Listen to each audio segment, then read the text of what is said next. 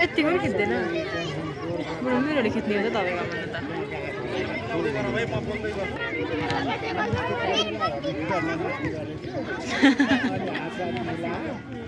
अलिकता पछाडिपट्टि गइदिउँ त ठ्याक्क घुमेर अलिकता पछाडिपट्टि थोरै पछाडिपट्टि हजुरहरू पनि यो साइडमा आइदिनुहोस् त अलिक नजिक नजिक अलिक पछाडिपट्टि गइदिनु भयो भने सजिलो हुन्छ हामीलाई नाटक देखाउन अलिकता पछाडि हजुरहरू पनि थोरै पछाडि गइदिनु भयो भने सबैजना साथीहरू जो जति सुन्नु भएको छ आमा बुवा दाजुभाइ दिदीबहिनीहरू जो जे नाटकको पर्नुहुन्छ सबैजना अलिक नजिक नजिक आउनु होला यतापट्टि साइडमा जो हुनुहुन्छ उहाँहरू पनि यता आइदिनु होला काजीबा पनि यता आइदिनु होला सबै कलाकार साथीहरू यो साइडमा आइदिनु होला फोटो खिचाउने काम यतै गरौँला एकैछिन पछाडि अरु पछाडिको साथीहरूले अलिक पछाडि सुन्न गाह्रो हुन्छ सबैजना अलिक नजिक नजिक आइदिनु होला यहाँहरू सबैलाई पुनः एकपटक धेरै नमस्कार हामी चाहिँ तानसेन नगरपालिकाको आयोजनामा लैङ्गिक हिंसा विरुद्धको एउटा सचेतनामूलक सडक नाटक प्रस्तुत गर्दैछौँ खास गरेर लैङ्गिक हिंसा विरुद्धको 16 दिने अभियान चलिरहेको समयमा लैङ्गिक हिंसा विरुद्धको यो सचेतनामूलक सडक नाटक तानसेन नगरपालिकाले आयोजना गर्दैछ र हामीसँग आज हार्दिक अनुरोध गर्दछौँ त्यस्तै गरी हामीसँग धेरै टेलिसिरियलमा अभिनय गर्नुभएकी खास गरेर मोडल अत्यन्तै राम्रो नृत्य पनि गर्नुहुन्छ उहाँ टिकटक फेसबुकका रिलमा पनि जताततै छाउनुहुन्छ सुशीला निरौला बिमली उहाँलाई पनि म अगाडि आएर यसो उभिदिनु हुनका लागि हार्दिक अनुरोध गर्दछु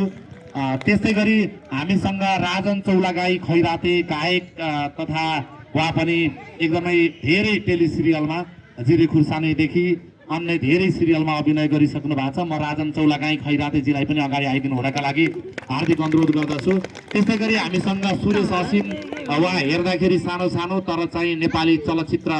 तिम्रै छोरी तोरिनी हामीलाई के को दोष भन्ने चलचित्रको निर्देशन समेत गरिसक्नु भएको छ धेरै सिरियलहरूमा अभिनय गरिसक्नु भएको छ उहाँलाई पनि म एकचोटि अगाडि आइदिनु हुनका लागि हार्दिक उहाँ अलिकति मिलाउँदै पनि हुनुहुन्छ त्यहीबाट उहाँले नमस्कार गर्नुभएको छ यहाँ सबैलाई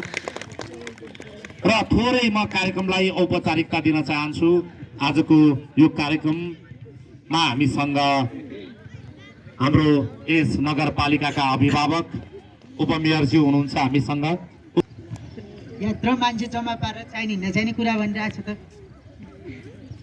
अर्तिराम भने जस्तो लागेको हो कसले बोलाएको छ कसले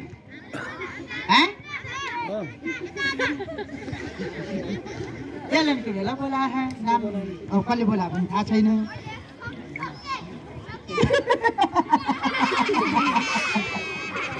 नाम मेरो के अरे बान्ने मान्छे जस्तो थाहा छ कि सुन्नु छैन त्यतिकै बान्ने मान्छे नाम मेरो अझ राम्रो छ नाम मेरो हजुर के राम्रो ठिकै छ भन्नु न अनि मिस्टर चाहिँ कसले थाहा छ ल भाइको म आफै भन्छु नाम मेरो मिस्टर अर्तिराम सबैलाई अर्तिर उपदेश दिनु मेरो काम आफू त पुरुष मान्छे यसो गाउँतिर डुल्नु पर्यो 2-4 मान्छे जम्मा पार्न पर्यो गफ दिनु पर्यो अनि बेइज्जत पर्छ अनि बेइज्जतदार भइन्छ तर मेरो बुढी भने चाहिँ ए बुढा ल्याउ न